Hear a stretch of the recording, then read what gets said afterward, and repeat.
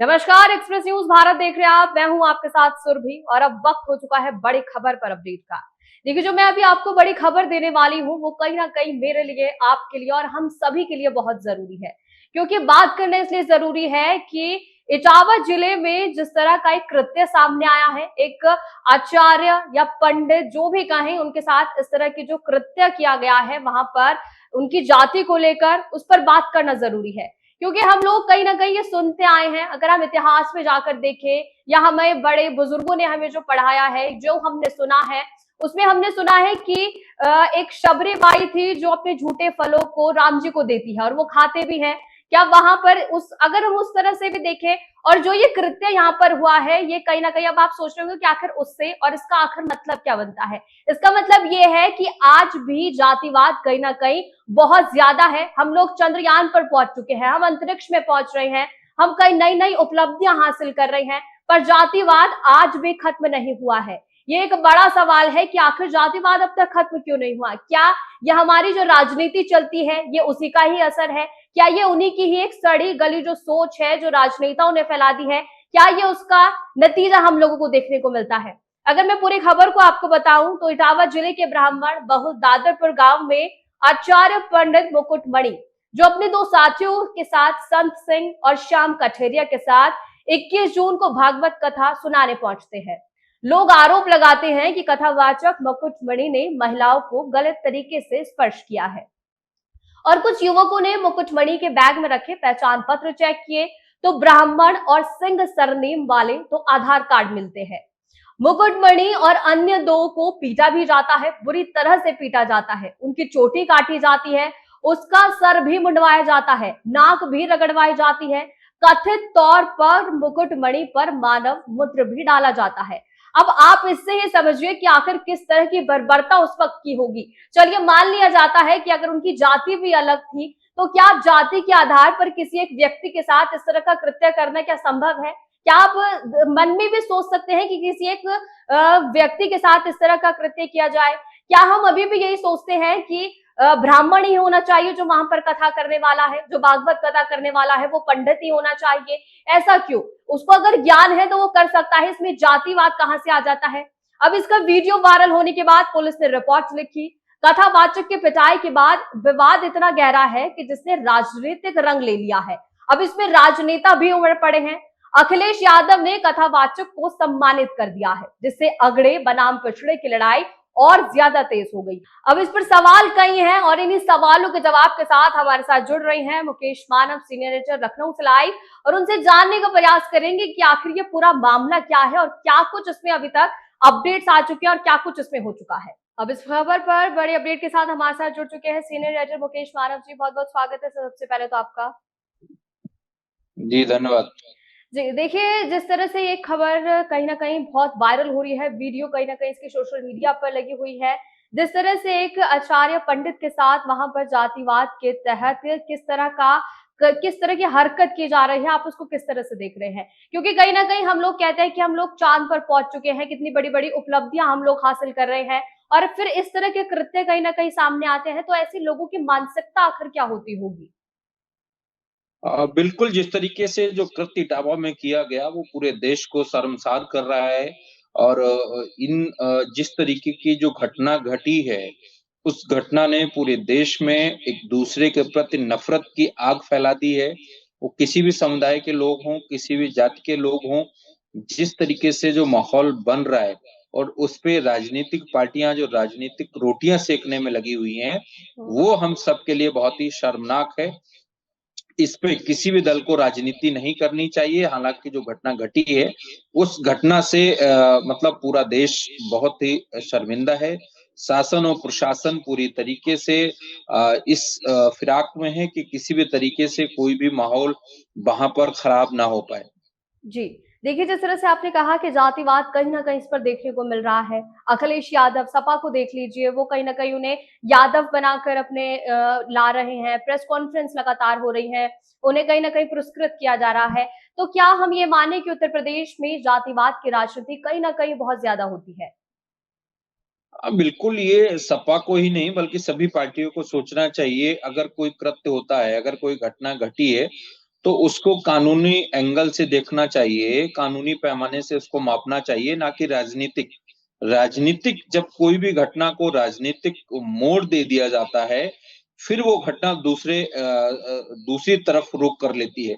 और जिस तरीके से इटावा की जो घटना घटी है, इटावा में जो कथावाचक थे, उनका सिर मुड़वाया गया, उनके ऊपर टॉयलेट से छिड़काव किया गया, उनसे नाक रगड़वाई गई, वो बहुत ही कृत्य शर्मनाक है। और इस किसी भी व्यक्ति को, किसी भी समुदाय को, किसी भी जाति को इस तरीके का किसी भी मानव के मानवता का हनन करने का कोई हक और अधिकार नहीं है। उसके लिए कानून बने हैं। अगर वो व्यक्ति गलत कर रहा था, अगर उस व्यक्ति ने कुछ भी ऐसा गलत कृत्य किया था जैसा कि छेड़खानी का आरोप लगाया जा रहा है, तो उसके लिए कानून था। ना कि आप कानून को अपने हाथ में लेंगे और उसकी सजा आप खुद ही सामने वाले को दे देंगे। तो ऐसा बिल्कुल भी नहीं होना चाहिए था। और राजनीतिक दल जिस तरीके से अखिलेश यादव उनको बुला कर के प्रेस कॉन्फ्रेंस करते हैं, उनको सम्मानित करते हैं, उनको ढोलक जिसकी फोड़ दी गई ढोलकिया की, उसको ढोलक ला के देते हैं, तो ये कहीं न कहीं इस पूरी घटना का राजनीतिकरण किया जा रहा है। वहीं बीजेपी भी इसको पूरी तरीके से देख रही है कि इस तरीके की जो घटना घटी है, वो बहुत ही शर्मनाक है। जी, बिल्कुल। देखिए, इस पे जो ज़रूरी बात होनी चाहिए वो कहीं न कहीं, कहीं भी होती हुई नहीं नज़र आ रही है। कहीं न कहीं जातिवाद, वोट बैंक की राजनीति इस पर शुरू हो चुकी है। ब्राह्मण से लेकर यादव की कहीं न कहीं ये लड़ाई देखी जा रही है। जो ज़रूरी चीज़ें हैं उस पर शायद ही कोई ध्यान दे रहा होगा। सभी लोगों को अपनी जातिवाद और अपनी वोट बैंक की राजनीति इस पर देखने को मिल रही है। हाँ, बिल्कुल सारे राजनीतिक दल जो हैं, समाजवादी पार्टी या अन्य जो है, इस बार जो लड़ाई है वो पंडित बनाम यादव वर्चस्व हुँ, की लड़ाई हो गई है। इन हुँ, दूसरे में सभी दलों में राजनीतिक जितने भी दल हैं, सभी दलों में सभी जातियों के लोग रहते हैं और हर जाति और हर वर्ग के लोग एक पार्टी है, अपनी पार्टिकुलर कोई भी एक पार्टी है, उसका वो सम्मान करते हैं। उसमें वो रह कर के पार्टी की गाइडलाइंस में रह कर के वो काम करते हैं। अभी जिस तरीके से अखिलेश यादव ने जो प्रेस कॉन्फ्रेंस करके पूरे देश में एक जो मैसेज दिया है, वो हुँ, उन्होंने किया तो बहुत सही था कि वो सही कर रहे हैं, लेकिन अब वो उल्टा होता हुआ नज़र आ रहा है। कहीं न कहीं जो कथावाचक हैं, अन्य जो लोग हैं, उनके खिलाफ भी एक एफआईआर दर्ज हो गई है और उनके हुँ, खिलाफ भी जाँच चल रही है। अब वो फँसते हुए नज़र आ रहे हैं कि कहीं न कहीं बिल्कुल। ये जो राजनीतिक दल हैं, उसपे जो राजनीतिक रोटियाँ सेक रहे थे, अब उनका खामियाज़ा उन आम लोगों को भुगतना पड़ेगा, जो उस कृत्य में शामिल हैं, चाहे पक्ष हो, चाहे विपक्ष हो। बिल्कुल। देखिए, क्योंकि एक सवाल ये बहुत ज़रूरी है, ठीक है, उनके साथ बहुत ही जिस तरह का ये कृत्य उनके साथ हुआ है, जहाँ पर आचार्य जो वहाँ पर भागवत कथा कराने गए थे, कहीं न कहीं उनके लिए बहुत ज़्यादा लोगों ने कहीं न कहीं गलत किया है, ये हर कोई मान रहा है। पर लेकिन सबसे बड़ा सवाल इसमें ये है सर कि आखिर उन्होंने अपनी जाति क्यों छुपाई? कहीं न कहीं ये सामने आ रहा है कि उनके आधार कार्ड देखे गए हैं 2, अपनी जाति छुपाने का क्या मतलब होता है?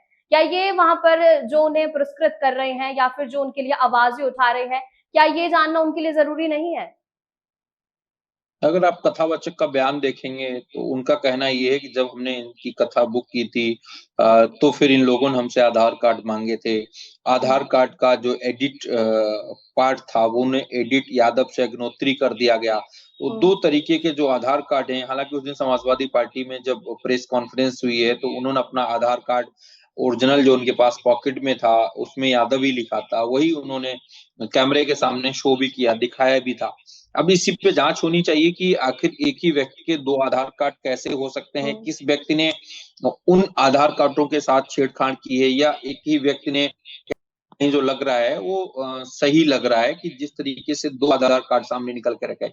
हालाँकि इसमें अभी सच्चाई सामने नहीं हुई है कि सच्चाई क्या है? उसका सरकार उसको सही तरीके से गहनता से उसकी जाँच करे और दूध का दूध, पानी का पानी सामने निकल कर के आना चाहिए।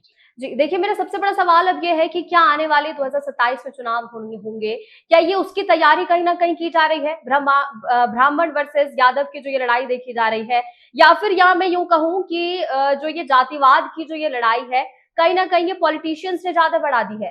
कहीं न कहीं ये अपनी जो जातिवाद की लड़ाई करते हैं, इसकी वजह से ये जातियों को लेकर कहीं न कहीं हम जिस तरह के ये कृत्य देखते रहते हैं, ये कहीं न कहीं पॉलिटिशियंस की ज़्यादा इसमें कहीं न कहीं रोल देखा जाता है। हाँ, देखिए 2027 के जो विधानसभा चुनाव होने हैं, उनकी तैयारियां सभी पार्टियों ने शुरू कर दी हैं। अखिलेश यादव ने जो प्रेस कॉन्फ्रेंस करी है, वो 2027 के चुनाव को लेकर के जो पीडीए उनका जो नारा है, पिछड़ा, दलित और अल्पसंख्यक को लेकर के जो उन्होंने एक विज़न तय किया है, उसको लेकर के वो पूरे प्रदेश में जाएँगे। पीडीए के लगातार जनसभाएँ हो रही हैं, पीडीए के लगातार गाँव में रैलियाँ हो रही हैं, पीडीए पे लगातार चर्चा हो रही है। तो जिस तरीके से अखिलेश यादव ने उस घटना को पीडीए के साथ जोड़ दिया है, पिछड़ा और दलित के साथ जो पूरे प्रदेश में जो घटनाएँ घट रही हैं, उसको वो उजागर करने की बात करते हैं, उसको वो सामने लाने की बात करते हैं। अखिलेश यादव योगी आदित्यनाथ से कई बार ऐसे सवाल कर चुके हैं, आखिर उत्तर प्रदेश में दलित और पिछड़ों का हितैषी कौन है? अखिलेश यादव अपने आप को दलित और पिछड़ों का हितैषी बताते हैं और ऐसा कहते हैं वो इस घटना को इसी तरीके से पीडीए के साथ उन्होंने उसको जोड़ दिया था। बिल्कुल, बहुत-बहुत शुक्रिया आपका तमाम जानकारियों के लिए।